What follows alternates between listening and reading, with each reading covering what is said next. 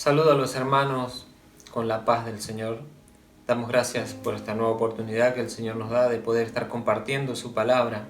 Antes de pasar a meditar en la porción que tenemos preparado para el día de hoy, vamos a estar agradeciendo al Señor. Padre, te damos gracias en este momento, que tú, Señor, nos diste esta oportunidad de una vez más estar compartiendo con los hermanos, Señor, a través de este medio, tu palabra que es viva y eficaz, tu palabra, Señor, aquella que quebranta nuestros corazones, nos enseña, nos muestra, Señor, como en un espejo, cómo está nuestra vida. Por eso te damos gracias porque tu palabra, Señor, en cada momento es la que nos guía, en cada momento es la que nos ilumina. Tu palabra, Señor, es la que en nuestro diario caminar nos enseña y nos va dando la fortaleza, Señor, para seguir mirándote solamente a ti. Te damos gracias, Señor, en esta oportunidad y te pedimos tu bendición sobre cada uno de los que van a estar viendo, Señor, este programa, este video. Te lo pedimos en el nombre de Jesús. Amén. En esta oportunidad vamos a estar compartiendo un clásico de la palabra de Dios, el Sermón del Monte, San Mateo capítulo 5. Pero antes de comenzar a ver la lectura, tenemos que estar comprendiendo y viendo todo el contexto de cómo nos habla para que podamos entender y poder extraer todas las riquezas que nos está planteando la palabra del Señor. Primeramente vamos a ver para quién el Señor estaba dando este mensaje. Pensamos que solamente son las bienaventuranzas el Sermón del Monte, pero el Sermón del Monte comienza en el capítulo 5 y se extiende hasta el capítulo 7. Es toda una seguidilla de enseñanzas que Jesús estaba dando, de doctrinas, de cómo tenemos que caminar nosotros en esta vida. Muchas veces nos confundimos y pensamos, ¿para quién el Señor estaba dando esta enseñanza? Si leemos el capítulo 4, dice que lo siguió mucha gente de Galilea, mucha gente de Decápolis, de Jerusalén, del otro lado del Jordán, y nos daba la idea de que una gran multitud estaba escuchando este sermón.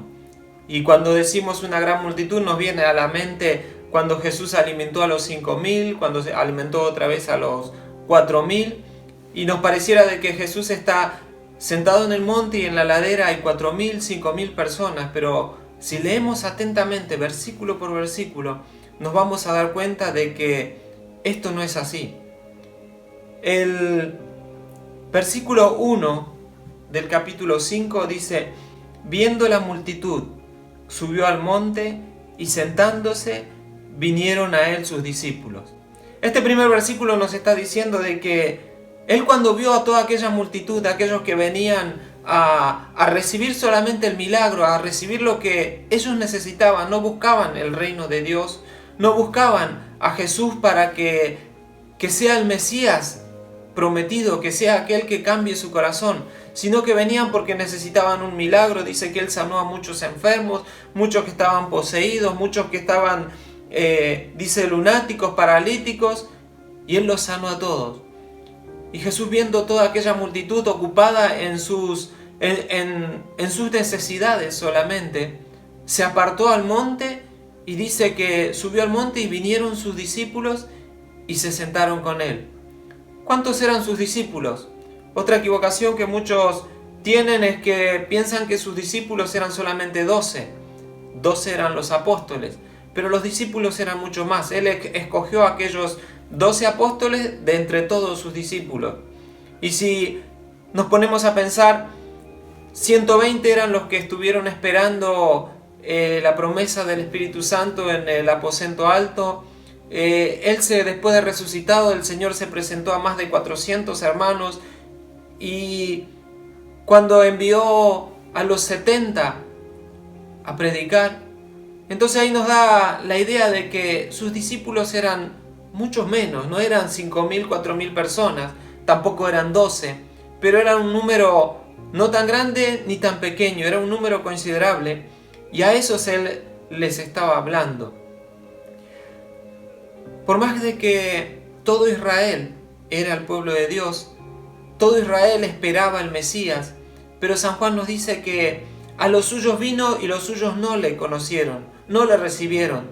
Entonces él se rebeló y le estaba hablando estas palabras a aquellos que sí le reconocieron, a aquellos que sí nacieron de nuevo, aquellos como Nicodemo que Jesús le dijo que es necesario nacer del agua y del Espíritu, aquellos que tuvieron un cambio en su vida. Hoy en este tiempo hay muchos que están invitados, muchos que tienen la posibilidad de ser llamados hijos de Dios, muchos que tienen la invitación, pero no todos son los que vienen a los pies del Señor, no todos son los que entregaron su corazón a Él, no todos son los que están confiando en Él. Más adelante, allí al final de este sermón mismo, dice que no todo el que me dice Señor, Señor, entrará en el reino de los cielos. Así que este sermón es para aquellos que sí creyeron en Él, aquellos que lo seguían. Discípulo significa el que va detrás de o el que lo sigue. Y este sermón es para los que aceptaron a Jesús como su Salvador, aquellos que creyeron en Él, aquellos que confían en Él. El versículo 2, abriendo su boca, les enseñaba. Versículo 3 dice, bienaventurados los pobres de espíritu, porque de ellos es el reino de los cielos. Qué palabra tan profunda. Bienaventurado el pobre de espíritu. Si nos vamos a la raíz del griego, lo que nos está hablando, nos está llevando esta palabra, no es aquel que era pobre y que tenía para comer solamente ese día, o tenía pocas provisiones, sino que este pobre se está refiriendo a una persona que vive en una indigencia total, aquel que no tenía nada, aquel que dependía de otras personas para satisfacer sus necesidades hasta la más primaria, como el comer, como el alimentarse, como el pasar la noche. Nos está hablando de una humildad total. Jesús dijo, aprended de mí que soy manso y humilde. Muchas veces nos podemos confundir pensando de que el humilde es una persona pobre, pero hay muchos pobres que no son humildes. Hay muchos pobres que son altivos. Hay muchos pobres que no tienen esa humildad en su corazón. Una persona humilde es aquel que, teniendo posibilidades de estar mejor, renuncia para quedar en una posición inferior. Jesús dijo, aprended de mí que soy manso y humilde. Dice en Filipenses que Él no estimó el ser igual a Dios como cosa que aferrarse. Él que era el dueño del mundo, Él que era el creador de todas las cosas, aquel que creó, dice que las cosas fueron creadas por Él y para Él. Pero vino a este mundo y vivió como un ser humano, vivió como un hombre, sin tener en cuenta de que Él podía vivir como Dios. Y muchos, aunque vivían en palacios, otros tenían sus casas, Él dijo que el Hijo del Hombre no tiene dónde recostar su cabeza. Aún las aves tenían nido donde poner sus polluelos, aún las zorras tenían sus cuevas, pero Él no tenía dónde estar. El dueño del mundo no tenía dónde poder acostarse tranquilo. Cuando estuvo en el desierto, que era tentado por el diablo, y el diablo vino y le dijo, di que estas piedras se conviertan en pan. Él, siendo hijo de Dios, podía convertir las piedras en pan. No tuvo problema en las bodas de Caná de Galilea convertir el agua en vino. Él podía satisfacer esa necesidad, pero Él no tomó su condición de Dios para satisfacer sus necesidades, sino que dice que se humilló y fue obediente hasta la muerte, y muerte de cruz. Y Jesús está hablando acá acerca de la humildad y dice, felices, dichosos los pobres de espíritu, porque de ellos es el reino de los cielos. Otra palabra tan interesante, que ¿quién puede ser heredero a un reino? No cualquier plebeyo, no cualquier persona podía acceder al reinado, sino solamente aquel que era descendiente del rey, aquel que tenía en su sangre los genes del rey, aquel que era hijo del rey. Y acá Jesús estaba diciendo todo este sermón, diciendo que nosotros nos tenemos que ajustar a lo que Él estaba enseñando para que podamos llegar a ser herederos del reino de los cielos, que podamos llegar a entrar a aquel reino. Si se hace un examen de ADN a una persona y comienzan a mirar su cadena genética y van a decir, este tiene los genes de tal persona, entonces quiere decir que es hijo. Pero si en el corazón de las personas, o cuando se hace el examen genético para entrar al cielo a través de la palabra, y en su corazón no hay humildad, hay vanagloria, hay orgullo, aquel que estuvo allí en los cielos y se envaneció en su corazón, le entró el orgullo y fue lanzado, echado fuera, que hoy es el diablo. Y si cuando nos hacemos nuestro análisis y en nuestra genética hay un poco de orgullo, le va a decir, como decía a los doctores de la ley, vosotros sois de vuestro padre el diablo. Por eso nosotros tenemos que cada día limpiarnos, cada día querer acercarnos y ser mejores a Dios, para que podamos ser herederos y poder llegar a entrar en el reino de los cielos. Dice, porque de ellos es el reino de los cielos. El reino solamente es de los herederos, no es de aquel que no pertenece a la familia. El versículo 4 dice, bienaventurados los que lloran, porque ellos recibirán consolación. Algo muy importante, que vivimos en una sociedad en que se enseña aún desde los niños pequeños que no se debe llorar. Cuando se golpea le dicen, no, ya pasó, no pasó nada, que no llore. Cuando una persona empieza a reprimir, aún desde pequeño, todos sus sentimientos, a reprimir sus emociones, se convierte en una persona dura de carácter, una persona dura de corazón. Y el Señor está diciendo de que Él quiere que nosotros lloremos. Él quiere que nosotros nos derramemos nuestro corazón delante de Él. Él quiere que nosotros derramemos nuestras lágrimas delante de Él. Así como Jesús, que dice con muchas lágrimas, oraba al Padre, que sabía que lo podía librar. Aún ahí en el huerto de Getsemaní, Él estaba orando.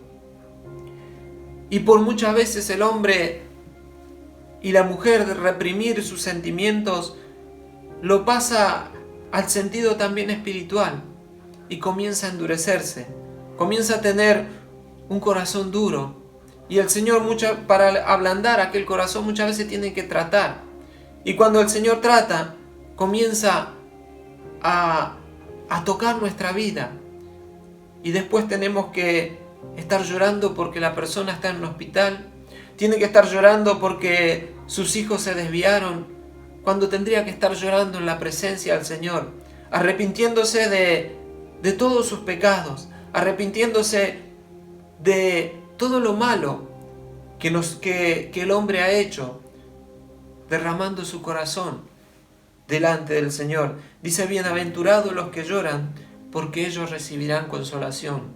¿Cómo se recibe la consolación? Cuando la persona está al lado de aquel que está quebrantado.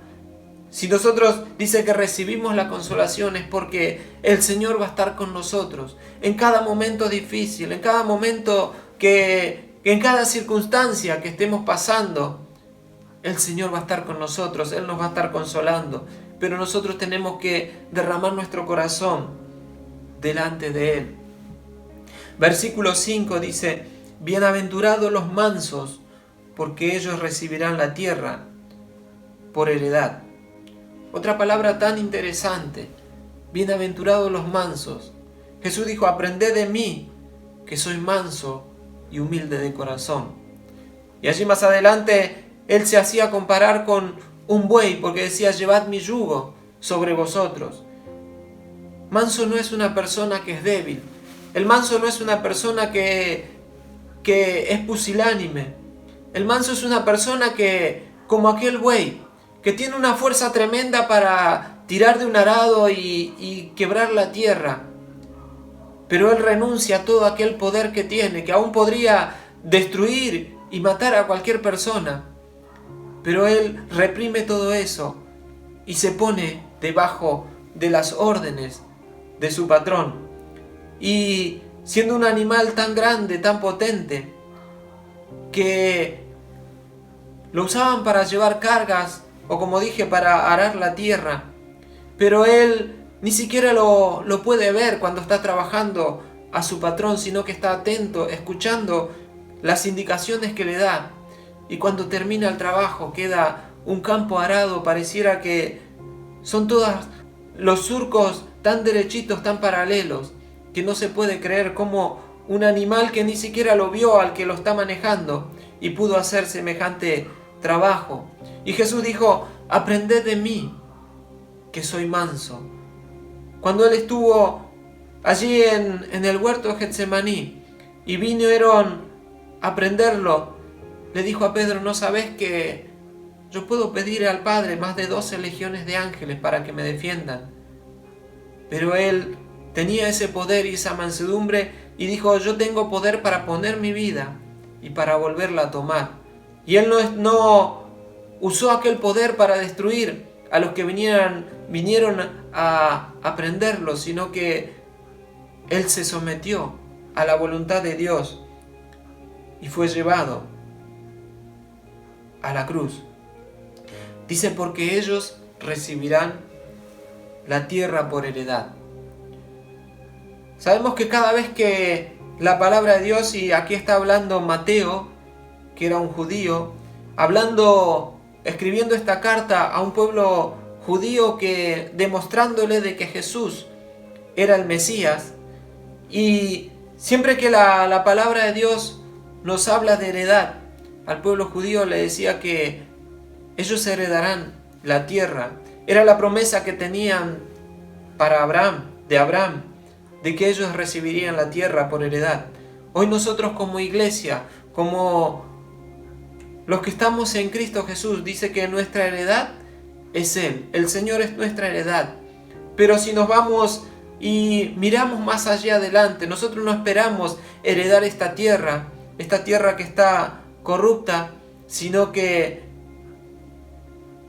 estamos con la mira puesta allí en lo que escribió el apóstol Juan, que esta tierra va a ser destruida y toda isla va a ser removida y el mar no se halló más, pero él vio un cielo nuevo y una tierra nueva. Si nosotros seguimos en este camino, si seguimos las instrucciones del Señor Jesús, heredaremos aquel cielo nuevo y aquella tierra nueva. Versículo 6 dice: bienaventurados los que tienen hambre y sed de justicia, porque ellos serán saciados. Cuando nos está hablando de la justicia, de los justos, nos está hablando de rectitud, de equidad. Y hay algo que es muy interesante, que si le preguntamos a cualquier persona, todos están de acuerdo con la justicia. Todos dicen que la justicia se tiene que cumplir y que todos tienen que ser justos. Pero cuando aquella justicia no concierne a los planes que Él tiene o a los propósitos que Él tiene, ya comienza a no haber equidad. La justicia es que el beneficio tiene que ser para todos de igual manera.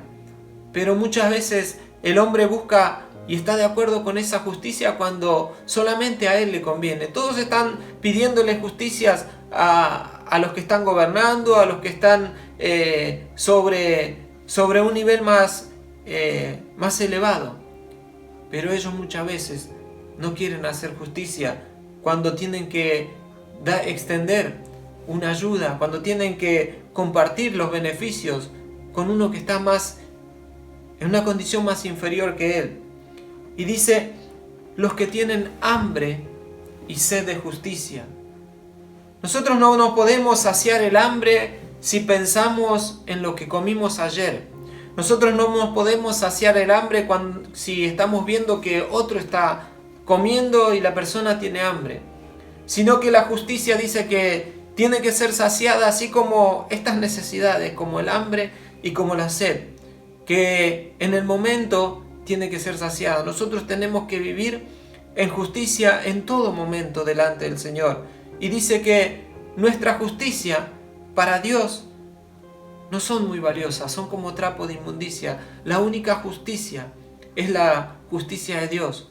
En Romanos dice que somos justificados por la fe. No quiere decir que nuestros pecados son quitados. Cuando venimos al Señor, el Señor dice que sí, que Él perdona nuestros pecados, los echa en el fondo de la mar y nunca más se acuerda de ellos. Pero es nuestra vida pasada. Ahora, cuando comenzamos la vida cristiana, muchas veces el hombre comete equivocaciones. Muchas veces comete pecados porque somos imperfectos. Pero tenemos a nuestro Señor Jesucristo que aquel acta de decretos que nos era contraria, dice que lo clavó en la cruz. Él llevó todos nuestros pecados. Si nosotros, como en el punto anterior estuvimos viendo, nos venimos a Él en arrepentimiento, si venimos a Él con un corazón quebrantado, Él es fiel y justo para perdonarnos. Y dice que somos justificados y tenemos paz para con Dios. La justicia de Dios decía que todo el que pecare tenía que morir. Para cumplir la justicia de Dios, nosotros por nuestras transgresiones, por nuestros pecados, estábamos condenados a la muerte. Y el Señor, en la cruz del Calvario, pagó por nosotros, siendo Él justo, llevó todos nuestros pecados y todas nuestras injusticias y nos justificó delante de Dios. La justificación es una declaración judicial. No quiere decir que la persona no cometió el pecado, sino que significa de que la sentencia que estaba por haber cometido el pecado ya fue satisfecha. Por eso nosotros, gracias a Dios, tenemos a Jesucristo que es nuestro abogado y al único que podemos acudir para pedirle perdón por todos nuestros pecados. Versículo 7. Bienaventurados los misericordiosos, porque ellos alcanzarán misericordia. Aquí nos está hablando de misericordia, viene de la palabra de miseria y del corazón. Que nosotros estemos tener misericordia hacia los que están padeciendo, hacia los que están a nuestro alrededor.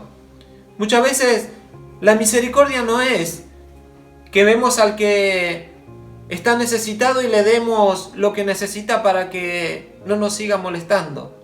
Tampoco la misericordia es de ir a ayudar a alguien y ponernos para salir solamente en la foto. Sino que Dios lo que está mirando es el motivo por el cual nosotros llevamos a ayudar a esa persona, por el motivo por el cual nosotros nos acercamos. Que no lo hacemos por el reconocimiento, que no lo hace la persona que es misericordiosa para salir en la foto, salir en los diarios, sino que lo hace porque tiene ese corazón que fue movido a misericordia. Aquel que cayó en manos de ladrones y vino el samaritano. Él no pretendió de que el sacerdote que pasó antes que él o el levita le digan algo, lo aplaudan o que aprueben lo que él hizo. Él solamente se fijó en de que aquel estaba por morir. Lo curó, lo vendó y lo llevó al mesón. Y le pagó al mesonero por los cuidados de esa persona. Y dice, bienaventurados los que son misericordiosos. Cuando nosotros tenemos ese sentimiento que hubo en Cristo Jesús, el cual tuvo misericordia de nosotros, porque todos nosotros estábamos perdidos en nuestros pecados, todos nosotros estábamos destinados a estar alejados de la presencia de Dios, pero Él en su misericordia y en su gran amor nos trajo hacia nosotros, nos sedujo para que nosotros tengamos hoy vida eterna con Él. Dice, porque ellos alcanzarán misericordia. Qué bueno que nosotros alcanzamos la misericordia de Dios. Versículo 8 dice, bienaventurados los de limpio corazón, porque ellos verán a Dios. Una manera muy fácil de poder comprender mejor este versículo es cuando nosotros lo leemos a la inversa. Y diría, desdichados o desgraciados los que tienen sucio el corazón, porque ellos no pueden ver a Dios. En el libro de Proverbios nos habla de que sobre toda cosa guardada, guarda tu corazón porque de él mana la vida, decía Salomón. Jesús también te estaba diciendo de que de la abundancia del corazón habla la boca. De todo lo que el hombre tiene en su corazón lo va a contaminar por lo de afuera, porque dice que del corazón salen los homicidios, las borracheras, las fornicaciones y todas las cosas impuras que el hombre tiene en su corazón son los que salen al exterior. Entonces la palabra de Dios nos está diciendo que bienaventurado o dichoso, es feliz el que tiene el corazón limpio, porque ellos verán a Dios. Qué importante es de que tengamos la esperanza de ver a Dios. Recordemos que toda esta lectura que estamos haciendo es como el examen de ADN para ver qué es lo que hay en nuestra vida, qué es lo que hay en nuestro corazón, qué genes nosotros tenemos para poder llegar al reino de los cielos, para poder llegar a ver a Dios. Y si no están los genes de Dios en nuestra cadena de ADN, es que no le vamos a poder ver a Él. Podemos leer también un versículo en Filipenses capítulo 4, versículo 8, que dice: por lo demás, hermanos, todo lo que es verdadero, todo lo honesto, todo lo justo, todo lo puro, todo lo amable, todo lo que es de buen nombre, si hay virtud alguna, si algo digno de alabanza, en esto pensad. La palabra de Dios nos está diciendo que en todas estas cosas tiene que haber en nuestro corazón. No mirar los defectos, no mirar a los que quizás se equivocan para condenarlos, sino que aprovechar ese momento para pedirle al Señor y orar por ellos. Pero en nuestro corazón tenemos que estar meditando en todo lo que es puro, en todo lo honesto, como estábamos leyendo. El versículo 9 dice: bienaventurados los pacificadores, porque ellos serán llamados hijos de Dios. Qué importante los pacificadores. Esta palabra, si vamos también a la raíz en el hebreo, está diciendo aquel que une, aquel que hace la paz. ¿Cuántas veces nos vienen comentarios y nos ponemos a escuchar y nos cuesta defender al hermano? Muchas veces es tan fácil seguirle la corriente a aquel que trae algún chisme, a aquel que trae algunas palabras en contra de otro. Pero dice que tenemos que ser pacificadores, no echarle más leña al fuego, sino que con la sabiduría de Dios nosotros poder contrarrestar. Y si nos vienen a contar algo de un hermano que sabemos que no procedió correctamente o que hizo algo malo, entonces tenemos que decirle a aquella persona, no seguirle la corriente, sino decirle: vamos a estar orando por tal hermano. Y en nuestro corazón saber de que nosotros tenemos que, aquel que ha caído, aquel que se ha equivocado, aquel que ha pecado, tenemos que restaurarle con espíritu de mansedumbre. Dice: bienaventurados los pacificadores. Jesús es el que hizo que nosotros tengamos paz para con Dios, como estuvimos compartiendo más arriba. Que nosotros nos parezcamos en nuestro espíritu a Él. Que nosotros cada vez nos acerquemos más a la imagen de Cristo y que Él sea formado en nosotros. Para que lleguemos, como el apóstol Pablo dijo, que ya no vivo yo, sino que Cristo vive en mí. Que nosotros ya no vivamos por nuestros propios impulsos, por nuestros propios sentimientos o pensamientos, sino que vivamos la vida de Cristo en nosotros. El versículo 10, versículo 11, dice: bienaventurados los que padecen persecución por causa de la justicia, porque de ellos es el reino de los cielos. Bienaventurados sois cuando por mi causa os vituperen y os persigan y digan toda clase de mal contra vosotros mintiendo. Gozaos y alegraos, porque vuestro galardón es grande en los cielos, porque así persiguieron a los profetas que fueron antes de vosotros. Algo muy importante que estuvimos viendo en estos 12 versículos, los que nos está hablando de que nosotros tenemos que ser y no tenemos que hacer. El Señor nos dijo que no tenemos que hacer nada, sino que teníamos que ser pobres, que teníamos que ser misericordiosos, que teníamos que tener el corazón limpio. Y las 4 primeras bienaventuranzas es la relación que nosotros, los seres humanos, tenemos con Dios. Cómo Dios nos ve a nosotros. Si nos ve pobres de espíritus, si nos ve arrepentidos, si nos ve mansos, si nos ve que tenemos hambre y sed de justicia. Los próximos está hablando acerca de nuestra relación con nuestro entorno, con nuestros hermanos, con nuestros semejantes. Y dice, los misericordiosos, los de limpio corazón y los pacificadores. Y las últimas 2 bienaventuranzas es como resultado de vivir una vida de acuerdo a la palabra de Dios. Porque vivimos en un mundo corrupto, vivimos en un mundo que está bajo el maligno. Y nosotros, si vivimos con este mundo que está dominado por toda clase de mal, y nosotros queremos hacer el bien, es que vamos en contra de la corriente. Y el mundo va a querer arrastrar a todos en su manera desenfrenada de vivir. Y dice que vamos a padecer persecución por causa de la justicia. Este mundo es injusto, y aquel que quiere vivir en justicia va a tener persecución.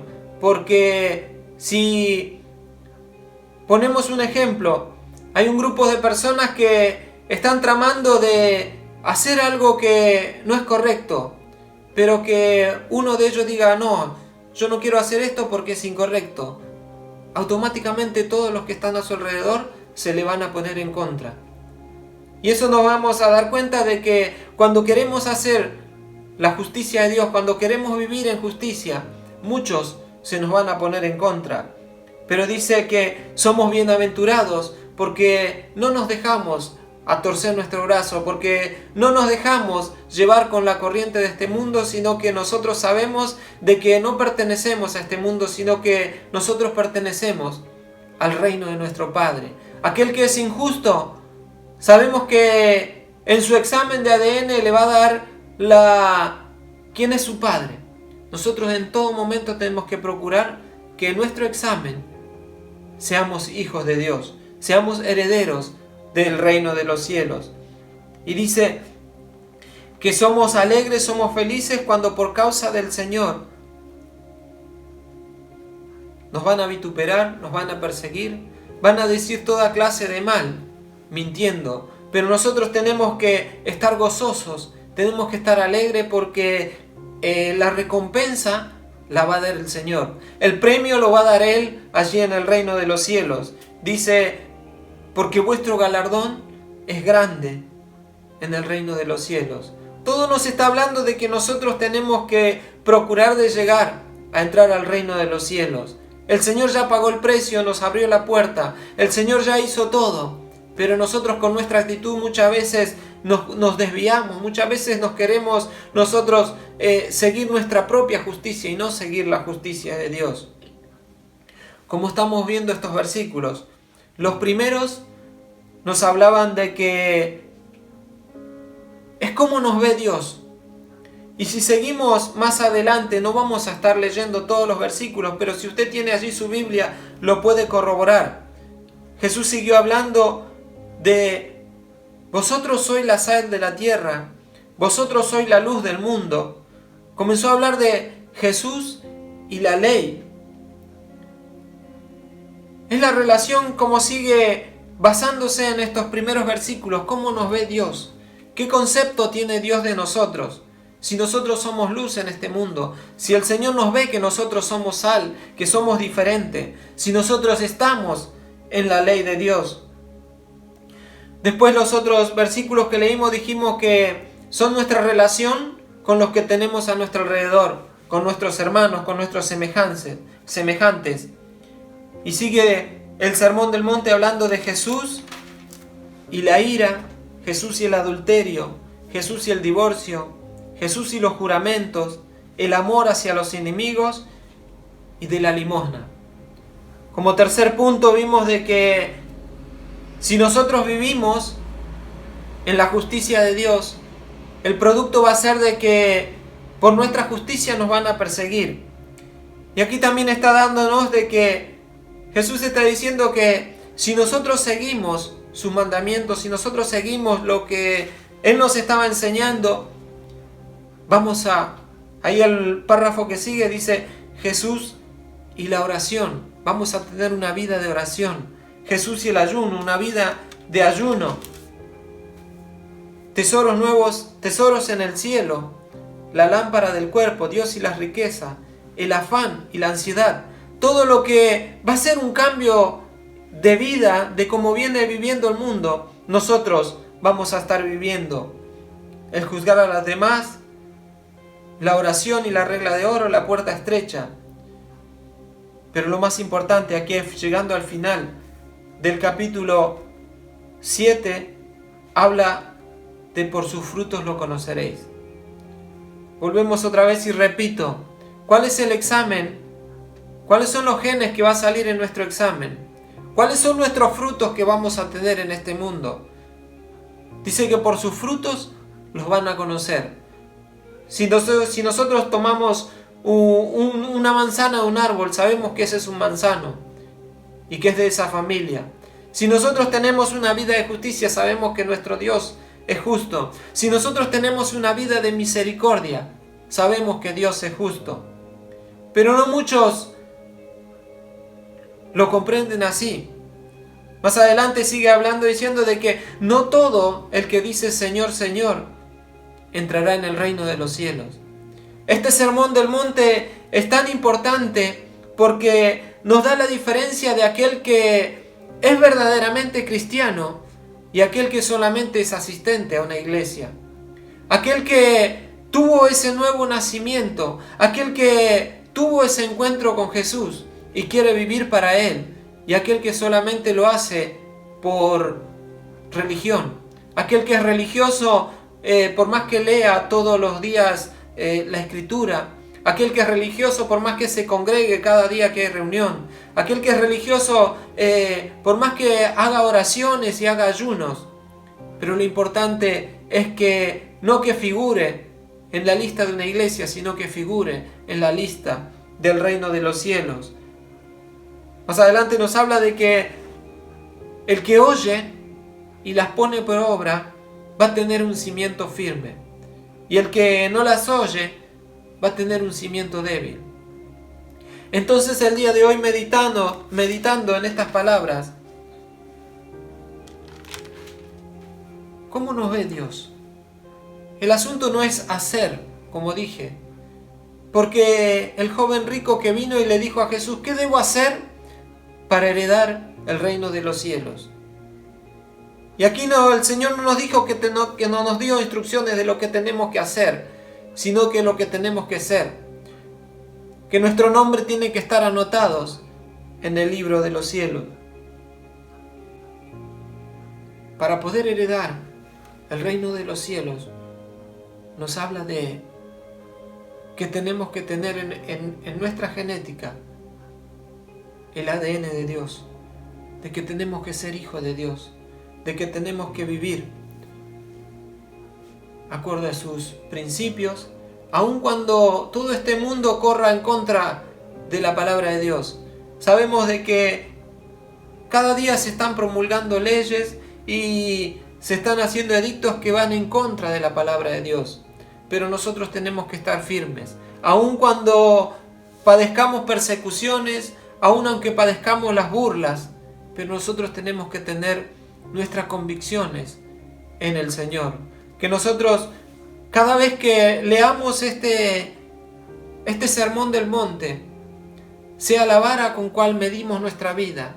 Es muy fácil medir la vida del que está enfrente, medir la vida de nuestro hermano, pero nosotros tenemos que medir nuestra propia vida y buscar de que nosotros cuadremos y nosotros estemos a la altura de lo que pide el Señor. Y si en nuestra vida encontramos de que hay cosas que todavía no la podemos cumplir, hay cosas que nos cuesta cumplirlo, sabemos que venimos a Él y Él nos va a estar escuchando. Él sufrió y padeció por nosotros, vivió como ser humano Y dice que se compadece de todas nuestras necesidades, de todas nuestras debilidades, porque Él las vivió en carne propia. Que Dios pueda estar bendiciendo a continuación, que cada vez, como dije, que nosotros podamos estar buscando en la palabra de Dios, sea para que crezcamos, sea para que nos preparemos. En Apocalipsis dice que el que es justo practique la justicia, el que es limpio se tiene que limpiar, y aquel que está en el pecado, aquel que está viviendo una vida de desobediencia al Señor, se tiene que arrepentir, porque llegará el momento en que el Señor nos va a llamar, va a llegar el momento en que las puertas se van a cerrar y no va a haber más oportunidad. Hoy es el tiempo que tenemos de venir al Señor, hoy es el tiempo que tenemos de estar a cuentas con Él. Y si hay algo que todavía en nuestra genética está con el enemigo, que podamos corregirlo. Que Dios pueda seguir bendiciendo a continuación. Vamos a estar finalizando estas palabras citando el versículo que lo hacemos cada vez que finalizamos una reunión. Que la gracia del Señor Jesucristo, el amor de Dios y la comunión del Espíritu Santo sea con todos vosotros. Amén.